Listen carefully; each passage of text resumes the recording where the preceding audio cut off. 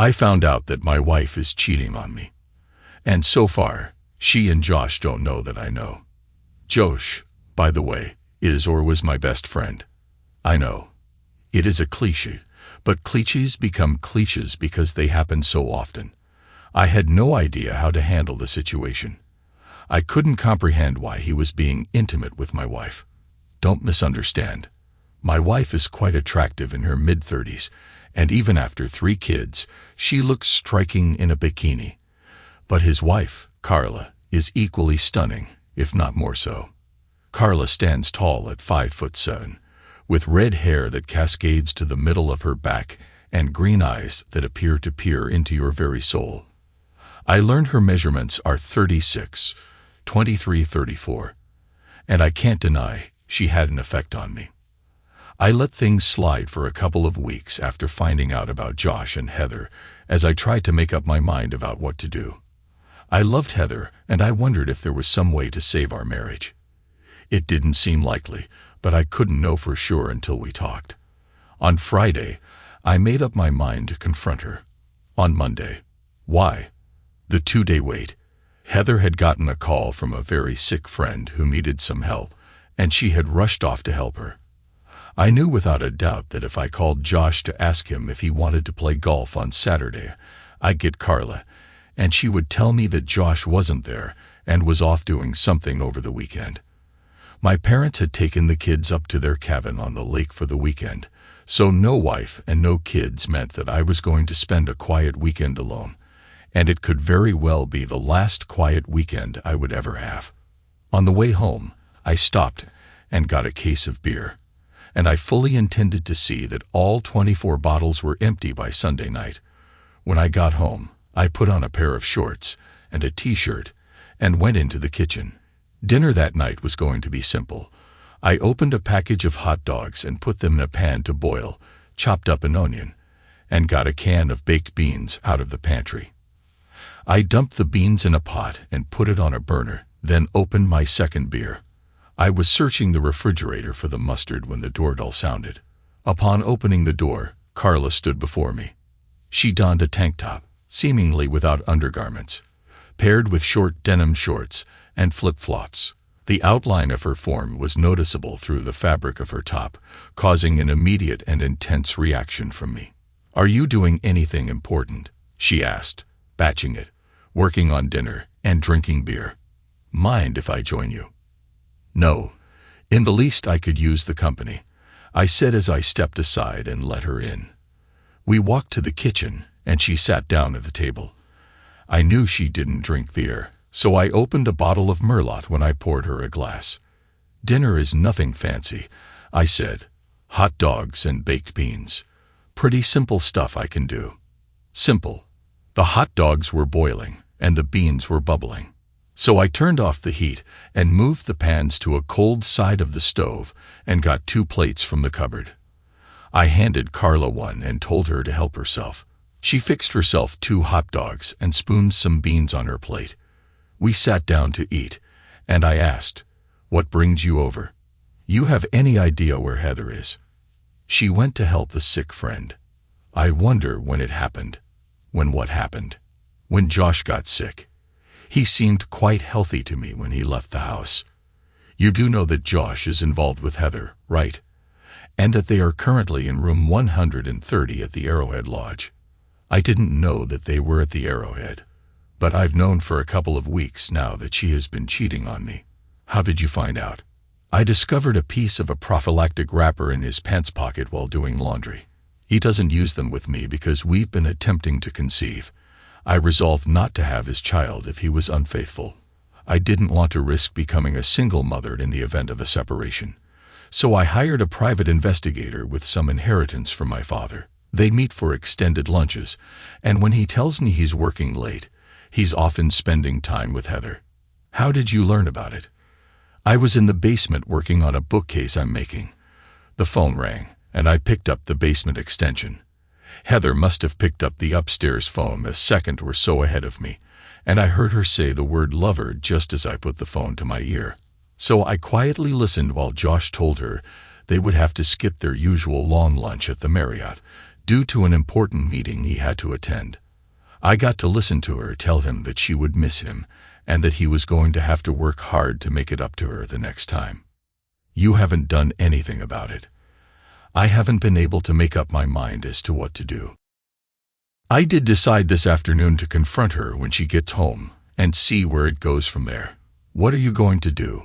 Hopefully, I'll be doing it in a few minutes. I gave her what must have seemed to her like a confused look and said, "Do what?" She got up, came over, and sat on my lap. "I've seen the way you look at me, and I know very well that if we weren't married, you would have pursued me. We might both still be married. But we don't owe Josh and Heather any more loyalty than they have shown us." She hugged me, and her hand slid up my leg beneath my shorts, reaching the edge of my underwear. I shifted to get more comfortable, and her hand moved beneath my underwear. I looked at her in amazement as she leaned in, and our lips met. She slipped her tongue into my mouth while her hand held me firmly. Caught up in the moment, I kissed her back, our tongues intertwining. She paused and said, "I'm aiming for the ultimate payback. Despite our decision to try for a baby, I've consistently found reasons to avoid intimacy during my fertile periods to be extra cautious. I visited my doctor and got a diaphragm." "How much do you want to get back at Josh?" "Why do you ask that?" "It is my ultimate revenge. I am at my peak fertility right now, and my contraceptive device is in my purse." Yummy. That is exactly what I mean. Carlo was right. It would be the ultimate revenge to have Josh raising my child, believing it to be his own. I smiled and slid my hand under Carlo's tank top, confirming my suspicion that she wasn't wearing a bra as I touched her. She responded with a moan. Her lips met mine with fervor as my other hand ventured under her shorts, revealing another layer she had foregone. I gently caressed her, eliciting a moan and a whispered, "Oh yes." As I continued breaking the kiss, I said, "On Heather's side of the bed. That's where I want you. On Heather's side of the bed." She got off my lap and said, "Let's go." We both quickly disrobed when we reached the bedroom, and Carla's unclothed form was stunning. She had a feature I had only seen in men's magazines. She was completely smooth. I've already noted that Heather was attractive, but I couldn't understand why Josh would be intimate with my wife when he had someone like Carla. Carla seemed to be pondering the same thing. She gazed at my bare figure with a quizzical expression, and when I inquired about her thoughts, she said, "I just don't understand it. You're more in doubt than Josh. So why would Heather want to be intimate with my husband when she has you at home? It makes no sense to me." "Doesn't matter. You are here now. And for the time being, those other two people don't even exist. Take me to bed now." Heather gestured towards her side of the bed with a smile and suggested, "Let's spend time together on my side of the bed. And then we can go to my place and continue on Josh's side." "Deal," I said as she reclined on the bed. I positioned myself accordingly as she raised her legs, urging me to be with her passionately. "Can't do it. Not until I've had a taste." I kissed her smooth skin and continued until Carla cried out enough. "Make love to me." I advanced and pressed on, and our bodies joined intimately. "Oh yes," she hissed. "Fill me, love her. Fill me and embrace me tightly." I did, as the lady requested. We were engaged in a passionate encounter filled with intense sounds that echoed off the walls. She pleaded with me to continue her words, fueling my desire. I was determined to satisfy her first. As Carla reached her peak, I could no longer restrain myself. I reached the climax, releasing into her. We were both sweaty and gasping for breath when I withdrew and collapsed onto the bed beside her. Carla propped herself up on an elbow and gazed down at me. "I can't believe this. I just can't believe this. Heather can have this, and she wants my husband." Her hand reached for me, and she began to caress me gently. I felt a twitch, and Carla whispered, "Good boy, showing signs of life." And that's a good thing, because we ain't even close to being done yet. "Lover." She moved down and began to caress me with her mouth. Her actions quickly revitalized my once dormant excitement.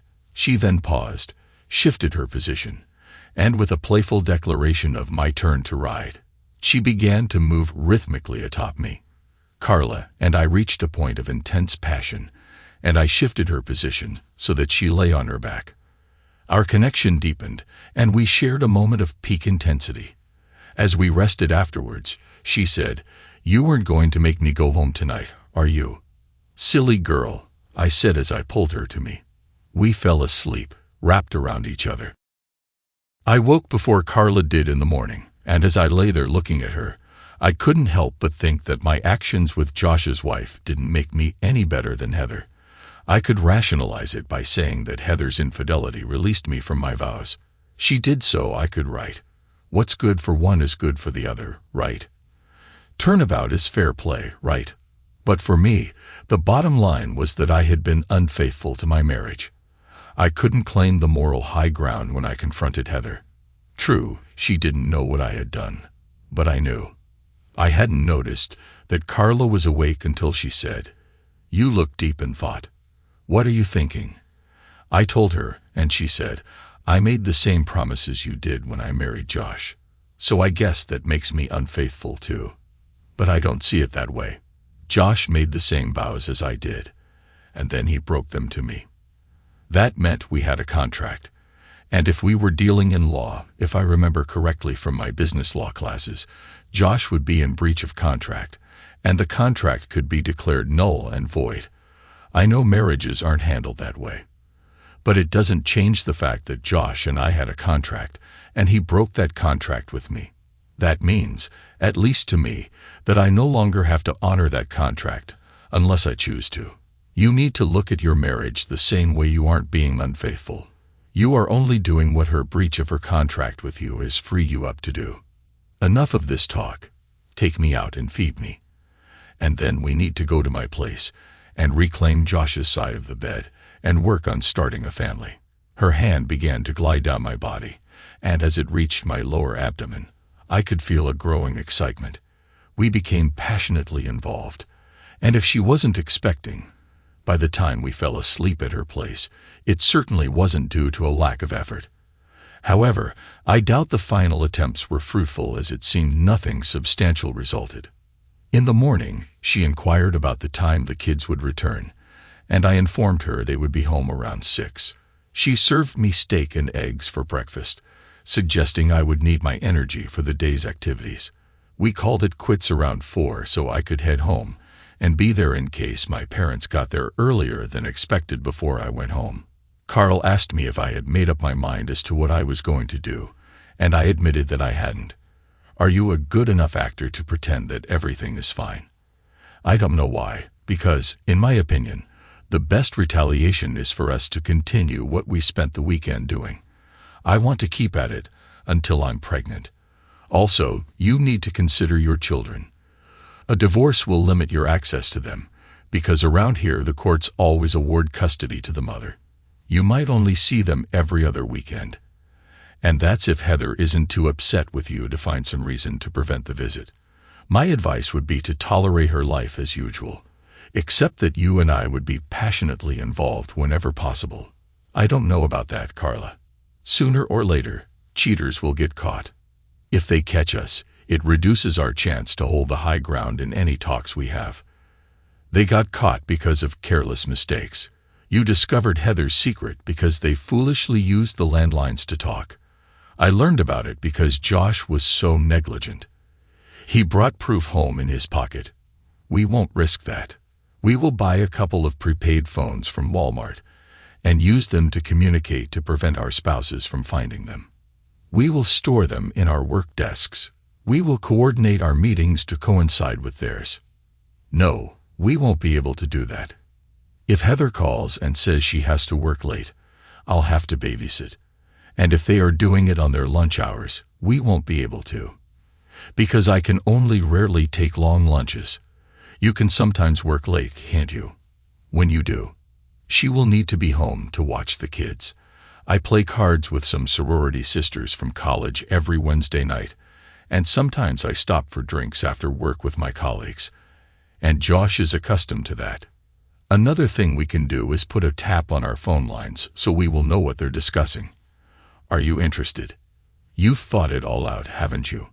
Maybe I've missed something, but with both of us working together, I think we can cover all the bases. You are sure you want to do this? Absolutely sure. Like I told you in the beginning, I want revenge on Josh. I gave him everything I have, and he stabs me in the back. I spoiled that scoundrel rotten, and was intimately generous with him 3 and 4 times a week. And he cheats on me. No way. I'm going to let it slide. My idea of the perfect revenge is to let him raise another man's kid. And what could be sweeter than having the husband of the woman he is cheating with be the father of that child? I understand the desire for revenge and the difficulty of accepting someone else raising my child, but I'm uncertain about pretending to be a loving husband to a wife who is unfaithful.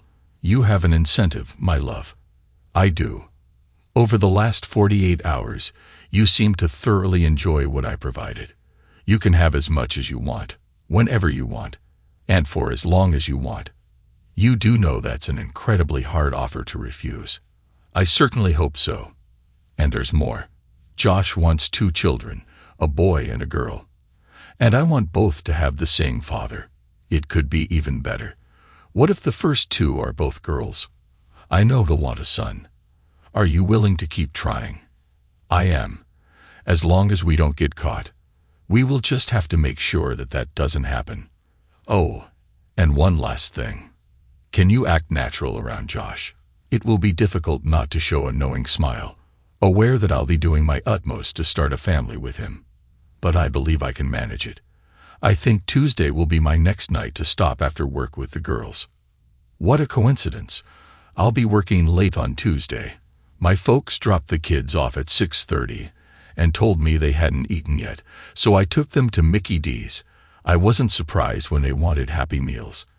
After we ate, we went home and found Heather there. She asked where we had been, and when I told her, she replied in a snippy tone, "Why didn't you call me and see if I wanted to go to dinner with you? You didn't tell me when you'd be back, and you didn't call my cell to let me know you had returned."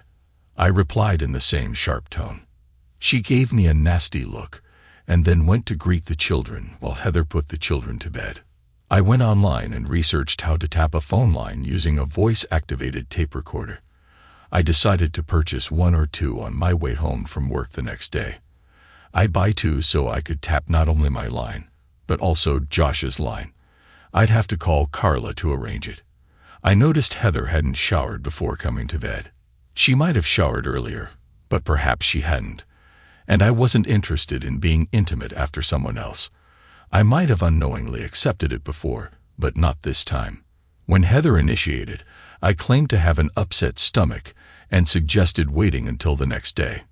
Monday at 3:20, my secretary informed me that Mrs. Carla Marvis wished to see me.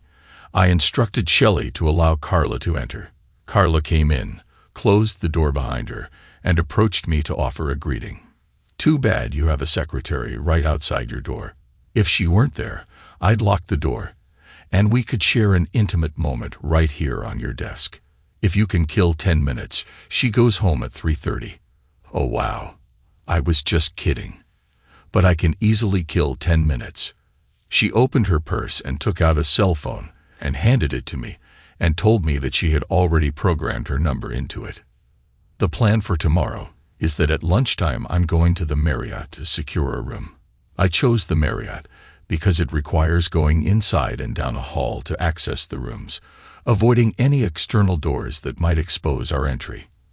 I'll call you with the room number. I'll leave work at 4:30 p.m. and head straight there. When you arrive, visit the bar and order a drink. If anyone recognizes you, they'll assume you stopped for a drink on your way home. After your drink, join me in the room where I will be waiting for you." Okay, sounds like a plan to me. On the way home, I'm picking up what? We need to tap our phones. When would be a good time for me to come over and do it? It is already done. I went online and found out how to do it, and I already had a recorder that I could use. At that point, Shelley stuck her head in the door and said, "I'm leaving Mr. B and I'll see you in the morning." When the door closed, Carla got up to lock the door, And when she turned back to me, I already had my pants and briefs off and was clearing the desk. Carla laughed and said, eager, "I appreciate that quality in a man," she said as she subtly hinted at her readiness for intimacy. It was a swift, uncomplicated encounter, and we were both satisfied. As Carla was getting dressed, she said, "That will hold me till tomorrow. But you had better come to the room prepared for a long and energetic evening. Maybe you should load up on vitamins." I debated whether to clean myself before going home. If I became intimate with Heather that night, there was a mischievous part of me that found it intriguing to do so, with traces of Carla still present, likely dry by then. However, Heather often began with more intimate acts, and she might notice a different taste. Deciding it was better to be cautious, I headed for the men's room to freshen up. I stopped at Radio Shack on the way home and bought 2 recorders and 6 extra tapes. I got the second recorder so I could listen to the tapes in my office. I would save any tape that had something on it from the 2 lovers against the day I would be telling a judge why I wanted a divorce. Heather had dinner ready when I got home, and she had wine out, which was a good sign that she was in a romantic mood. And I wondered about that. She had spent the weekend with her lover, and she comes home wanting more. Was she developing an insatiable desire, or did she just enjoy being with her unsuspecting husband after being with her lover? Maybe someday I'd find out the answer to that one. Intimacy with Heather was always satisfying, and she was open to various experiences. She was skilled in providing pleasure, though not quite as adept as Carla, and she was open to different forms of intimacy. If Carla had been truthful and not merely flattering me when she mentioned my size compared to Josh's, I was curious about what Heather found lacking in me. Perhaps one day I would find out. When dinner was over, the kids were parked in front of the electronic babysitter, and we were doing the dishes. Heather said, "You do know that you have your work cut out for you tonight, right?" "Oh, and why is that?" "You have to make up for last night." "I'll do my best." "Your best is always spectacular, my love." I wanted to say, "Then why are you with Josh?" But I kept my mouth shut while Heather read to the children. I descended into the basement, located the phone lines, entry point into the house, and installed a tap on the phone. Heather didn't leave for work until an hour after I did, and I surmise that was when she and Josh would engage in most of their conversations. I could be mistaken, though. Heather owned a cell phone, and they could potentially communicate using her work phone while she was at her job. I was betting that the call I had eavesdropped on indicated they conversed when she was at home. We were intimate 3 times that night, which was unusual for us. Typically, we engaged in such activities 3 or 4 times a week, but usually just once, though sometimes we did twice. Another curiosity to ponder. The alarm sounded just after we completed our 3rd round. We were lying beside each other when Heather said, "Have you given any thought to us having another child?" "Not really," I said, as I particularly didn't consider Josh's. "In fact, I've been considering getting a vasectomy, so you could stop taking birth control pills, and we could still be safe. Why wouldn't you want another?" We had Mike and Anna so soon after our wedding that we never had a chance to go places and do things. As it sits now, we will still be young enough to do some things when Mike and Anna strike out on their own. More kids would prevent that. Besides, right now, we need the income from your job. We would be pinched if you had to leave work because of a pregnancy. In my mind, I was thinking some really unpleasant thoughts. Heather and Carla talked, and I'm certain that Heather knew Carla and Josh had decided to try for a child. Did Heather want to have Josh's first child before Carla could? Was there something Heather held against Carla? Or was it simply Heather trying to assert her rights to her partner? Either way, it didn't make me feel like I could commit to Carla's plan. In my mind, I was going to have to end things with Heather pretty soon. Then I had a very, very bad thought where Mike and Anna, even mine, I was going to have to find out. I fell into a very disturbed sleep the next afternoon after a tiring meeting in room 202 of the downtown Marriott. I shared my concerns with Carla. "I can't even make a wild guess as to what you should do," Carla said. "Confront her about Josh now before he can get her pregnant. Of course, she could already be expecting and is getting ready to tell you. I know what I'd do, but I'm not a man, and I'm not you. What would you do? I'd simply tell her that I don't want more children. So for safety, I'll start using protection until I can have a vasectomy. If she becomes pregnant, that's when I'd address the issue. I'd suggest we need a DNA test to determine if the child is mine or Josh's. That would likely surprise her. If I get a vasectomy, it will blow our revenge plan. Just don't agree until you ensure I'm expecting. It would be unfortunate because I really want all my children to share the same father. We might be fortunate. Perhaps Heather was merely gauging your interest in having another child, and your lack of enthusiasm might dissuade her. We'll never be certain unless she approaches you with the news that she's expecting. She looked at her watch and said, "We have time for a couple more chances for you to make me a mommy." I stopped on the way home to purchase protection, and that night, when Heather was intimate, I prepared to use it. What's that for? I've decided to use them until I can get a vasectomy. I really don't want any more kids. Well, take it off. I hate the feel of those things. I'll stay on the pill and use spermicide until I can get fitted for a diaphragm. That should keep us plenty safe. Hated the feel of them. I thought as I finished putting it on. Heather was inexperienced when we got married, and I had never used protection with her. When did she discover that she disliked the sensation? And with whom? Regardless, it just reinforced my decision to determine the paternity of my 2 children. Then I recalled that it was because of Josh using protection when he was with Heather that had tipped Carla off to the fact that Josh was unfaithful to her. I was still going to have the test done. I finished rolling it on and said, "Unless you already have the spermicide, I'll use the raincoats that I bought today." I don't, but I'll get some tomorrow and make a doctor's appointment for the diaphragm. I don't want you getting a vasectomy. I want to keep the option open in case you ever change your mind. I maintained protection position myself on the bed and engaged in an intimate act with her as her excitement peaked. She attempted to draw me closer, but I withdrew and proceeded with the act. She experienced pleasure swiftly, after which I deliberately guided her to another peak before accelerating and reaching my own climax. I remained close to her until I relaxed, then withdrew, disposed of the protection, and returned to find Heather asleep on her side. I figured that it was a good time to head down to the basement and check the recorder. A couple of junk calls, and then hello. "Good morning, sweetie. Miss me?" "Of course I do.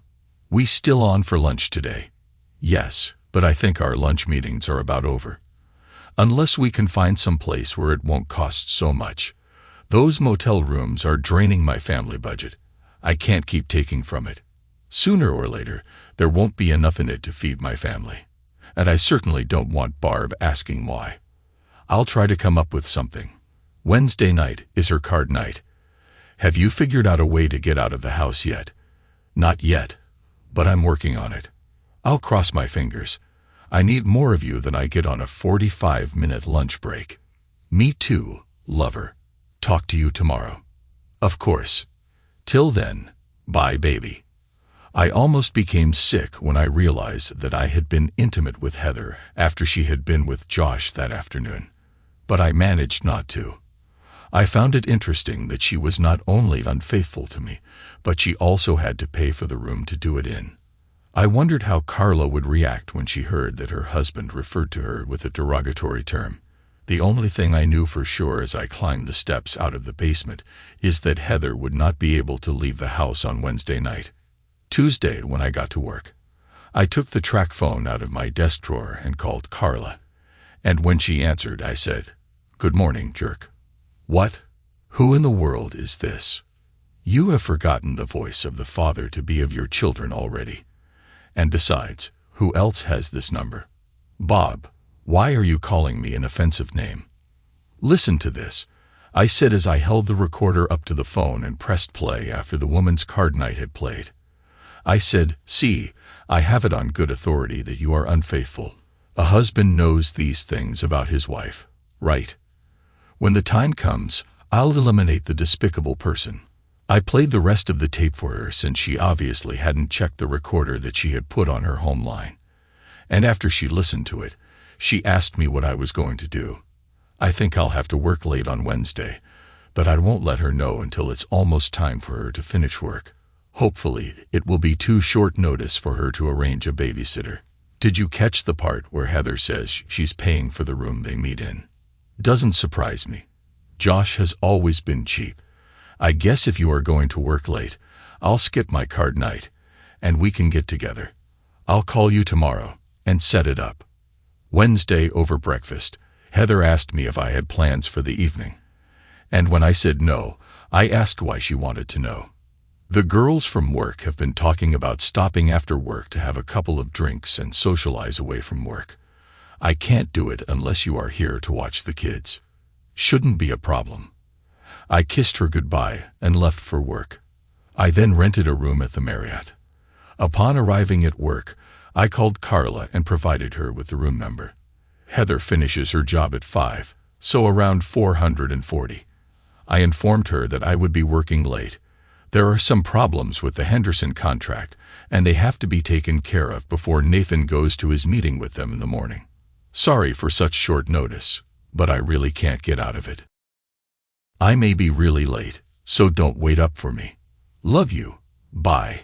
I was worn out after my time in room 333, and Heather was asleep when I arrived home.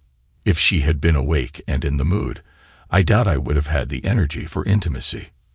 For the next 5 weeks, Carla and I were able to get together on the average of twice a week, and it helped to always know ahead of time by way of the phone taps what Josh and Heather were up to. It was during that 5th week that Carla said, "Congratulations, Daddy. How about passionately embracing the mother of your child? How does Josh feel about it?" "He doesn't know yet. I needed to tell the baby's father first. Then I can tell Josh. You know, I said the one thing we haven't done that they have is go off for a weekend together. I think we owe it to ourselves to have one to celebrate your pregnancy. We just need to do it without the two of them putting 2 and 2 together and coming up with the right answer. Funny that you should bring that up at this exact time. Josh has to fly to San Diego to handle some detail or other with his father's estate. He is going over this weekend, so he can visit with some relatives before going to see the attorney on Monday. If you can come up with a way to get out for the weekend, we can go someplace, and neither one would have any reason to think about it. I think I can do it." I got off the bed and got my cell phone and called my brother, who lived in Akron. When I got him, I asked him to call the house just after I left for work in the morning and to tell Heather that I need to come home for a family emergency of some type over the weekend. I told him I'd call him later and clue him in as to what was going on. He said he would take care of it, and we said goodbye. I turned to Carla and said, "All that's left is to decide where we want to go." The next morning, Heather called me on my cell about 5 minutes after I left the house. "You need to call Bill as soon as possible. There was a family emergency, and he needs to talk with you. I'll call him as soon as you hang up." I waited until I got to work, and then called Bill. "What's up?" I explained the situation to him, and he assured me that I could rely on his help whenever I needed it. I trusted him because he despised unfaithful individuals. He was a single father because his wife had been unfaithful after she passed away in a car accident. He ended up raising the children alone. I called Carla and told her the setup, and we made arrangements to take off for the weekend. I got on the phone and called the Arrowhead Lodge and was even able to reserve room 130. Only fitting, I thought. At 2 I called Heather and told her that I was flying back to Akron. "I'll stop by the house and pack a bag. My flight leaves at 8, and I need to get there at least a half hour early to check in. I hate to sound selfish, but I do hope that you aren't a match. I need you to have all your parts to ensure we make it all the way to old age together. Darn, Heather, the way you say that makes me think you might actually love me. There better not be any doubt in your mind about it, Buster. Not even a smidgen. If you only knew." I thought as I said goodbye and hung up the phone. When I arrived home, Heather was waiting for me in what she referred to as her alluring outfit. She was unclothed with only high heels on. Do you have time to give me something to tide me over until you return? Since I didn't need to rush to catch a non-existent flight, I said I had the time. Heather was lying on the bed, and as I dressed, she said on the phone, "You almost sounded like you doubted that I love you." "Just kidding, babe. I know full well how much you love me. You show me just how much every time you are intimate with Josh. I don't want you to ever doubt it, lover. Not ever." The weekend with Carlo was exhausting. Spend time together intimately and go to bed. Wake up in the morning, spend more intimate time, and then go to breakfast, return to the room, and continue our intimacy until lunchtime. Eat, and then return to the room for more intimate moments. Go out and sit by the pool for a while, then return to the room for intimacy. Go out to dinner, enjoy a few drinks and dance a little, and then return to the room for more intimate time. Repeat the next day, and then once more. When we woke up Monday morning, we promised each other that we would do it again, and then headed home. Heather was at work when I got home, so I went to the basement and checked the recorder. The first call on Friday morning was Bill. A couple of minutes after she hung up on Bill, she got a call from Josh. "You figure out a way to get loose for the weekend. I'd love to spend a couple of uninterrupted days with you." "No, Josh, I haven't been able to think of a way. And the truth of the matter is that I don't want to come up with a way." "What's the matter? Why not?" "The guilt over what I've been doing has finally caught up with me. I love Bob, and he deserves better than to have a cheating wife. The next time we got together, I was going to tell you that it was over. I need to devote myself to Bob." "Oh, come on, Heather. You've been intimate with me for almost a year. How could you do that if you love him as much as you say?" "First, I need to correct something you just said. I've never been intimate with you in a loving way. I've had a physical relationship with you, but never made love with you. The only man I'm intimate with in that way is Bob." "Nonsense, Heather. You never showered before we left the motel rooms. I keep a travel bag at work with all the essentials for personal hygiene.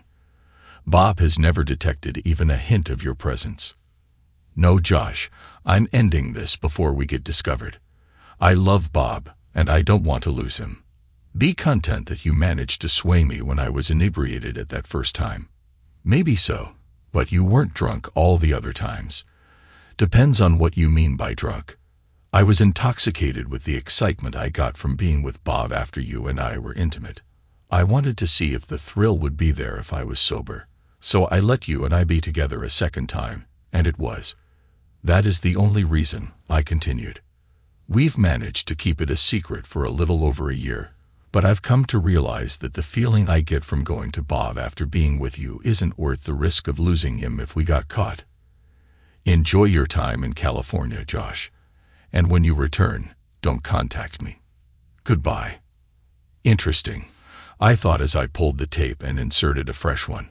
I unpacked and headed to work around 11. I called Carla, and when I said hi, she said, "Miss me already? You know it's attractive. I have something I want you to hear. If it is Friday's phone conversation, I've already heard it." It seemed she came to her senses and recognized she could lose you. "What's your plan?" I'd already made up my mind to hang in there until the kids turned 18, and I can't see anything that would make me change my mind. If she meant what she said to Josh, it will make it easier to stick it out, but the trust is gone. Even if she does break it off with Josh, and they never get together again, how do I know that? Somewhere down the line, she won't start missing the thrill and excitement of cheating and hook up with some new guy. You could always hit her with, "If you are really through with Josh, maybe we can move on." But you get no second chance. No, I couldn't. That would give up the information that I have a tap on the phone. And like I said, the trust is gone. I'm going to need a way to keep track of what she is up to. Besides, she knows me, and she would know that if I knew, I would have shared it with you. She might tell that to Josh, and that might get him to thinking. And we don't want that. Is that your roundabout way of saying that we are going to keep on going? You heard the tape. They've gotten away with it for a little over a year, and you and I have only been at it for a couple of months. They owe us another 10 or 12 months. And then, of course, there are the penalties and interest that could make it even longer. Carla and I continued to meet about twice a week until her 7th month. She was willing to continue, but she was so large with the babies that I was concerned I might hurt her. That's right, babies. The ultrasound revealed that Carla was expecting twins. She gave birth to 2 beautiful little girls. True to her prediction, Josh wanted a son. So 2 years after the birth of the twins, I got her pregnant again. And this time the ultrasound said it was a boy. We made love until her 8th month, and then we called it quits. We both felt that we had gotten away with it long enough, and to get caught at that point would turn Carla into a single mom with 3 kids to raise. And neither of us wanted that. As Carla put it on our last time together, the aim was to exact revenge on the unfaithful scoundrel by making him raise another man's children. I must remain married to him for this to occur. Josh received a promotion that required him to move, and I haven't seen or talked to Carla since they moved. However, I do think of her often and fondly. It has been 6 years now, and as far as I know, at least according to the telephone tab, Heather hasn't become involved with anyone else. However, she and Josh had managed to conceal their affair for over a year before I discovered it, and I was completely unaware. She might have become savvy enough to stop using the home phone for such matters, but I monitor her closely, and so far, I haven't seen any indication that she is being unfaithful. She has been trying her hardest to pamper me, and I'm reconsidering my plan to leave when the kids turn 18. That's 4 more years for Mike and 5 for Anna. I'll just have to wait and see. Thanks to everyone who took the time to listen to today's stories. If you enjoyed it, please consider liking and subscribing if you haven't already. Feel free to share your thoughts on the events in the comments below. Take care.